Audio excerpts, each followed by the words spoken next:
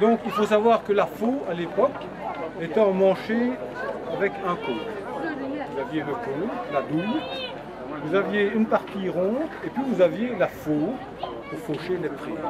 Donc en cas d'attaque, parce que la faux était aussi épaisse que ça, elle n'était pas fine comme maintenant, comme du papier là. Je ne sais pas, vous avez déjà vu une faux? Oui. Alors, qu'est-ce qu'ils faisaient? Ils redressaient la partie ronde, ils avaient un fauchard. Le fauchard ne s'utilise pas à l'estoc, ça ne va pas. Le fauchard va s'utiliser comme une faux. Je coupe, je rentre. Voilà.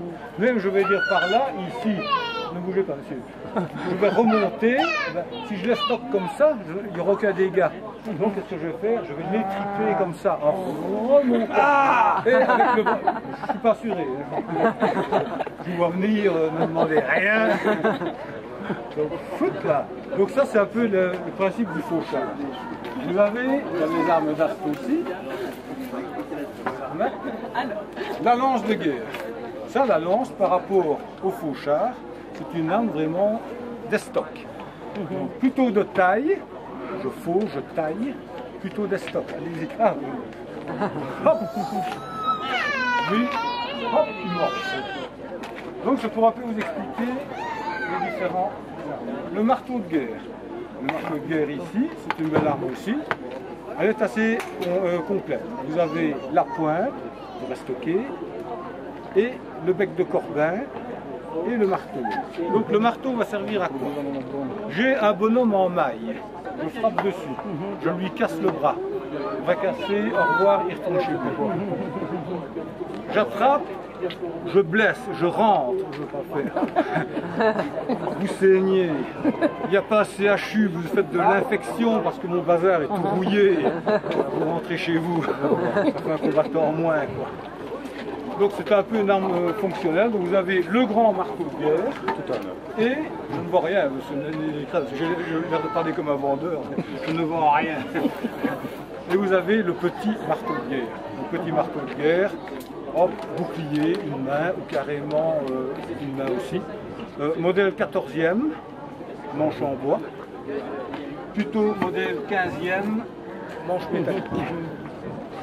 Très maniable aussi. Alors, vous avez dans les armes d'assaut aussi la pièce d'armure, le perceur d'armure. Donc ceci, le perceur d'armure, ça reconstitue l'historique, c'est pas moi qui l'ai pondu. Le bonhomme était là, parce qu'il faut savoir qu'au début, quand les armures ont été faites, les armures n'étaient pas trempées. Donc, ceci, c'était trempé, c'était un meilleur acier que les tonnes d'armure. Mais vous vous amusiez. Patch, à un moment, ça perçait, vous avez déjà commencé là, ça perçait, hop, le tout s'agrandissait, et puis à un moment, ça rentrait quoi. Ça rentrait, parce que les gens qui avaient ça aussi, ils n'étaient pas tout seuls, ils étaient à plusieurs. Donc, à partir du moment où il y avait un bonhomme en armure, un chevalier, finalement, qui tombait à terre, moi qui étais paysan, ou je ne sais pas moi, ou à n'importe quoi à l'époque, ben, j'arrivais, je le massacrais parce que c'était un seigneur. C'est un peu comme quand ils ont fait la Révolution française, ils ont le Bastille. Alors, maintenant, on va passer à la dernière arme que j'ai ici. C'est la reproduction d'une hache écossaise. C'est une arme assez complète. C'est une arme assez complète. Pourquoi? Vous avez l'estoc. La taille est plus ou moins bonne. Vous avez la tranche et vous avez le crochet. L'estoc, on a compris, je plante. La tranche, je coupe. Le crochet, j'accroche tout ce qui dépasse ou ne bougez pas madame, je tire, elle tombe. Garantie sur facture, je ne le ferai pas. Et la particularité de cette arme, c'est ceci. Ça sert à quoi? C'est une arme plus fonctionnelle. Oui, mais ça sert à quoi? Eh bien, je vais vous expliquer. Je reprends mon fanchon de Bavière. Je vais l'utiliser dans l'autre sens, pas du côté tranchant. Il y a un bonhomme qui m'attaque. Je viens chercher la lame et je la perds. Vous avez vu? Hop. Et par un tour de clé, je lui tords le poignet finalement. Donc c'est un peu le bouclier de cette hache. Donc vous avez quelqu'un qui vous attaque, tac, vous allez chercher, vous basculez son arme et vous revenez. Ça c'est la théorie. En pratique c'est autre chose. C'est d'ailleurs pour ça que je ne confie à personne. Quand j'étais à La Roche, quand je faisais des démonstrations, je donnais de temps en temps l'épée à quelqu'un, mais là, non. Alors qu'est-ce qui reste? Oui, le fléau.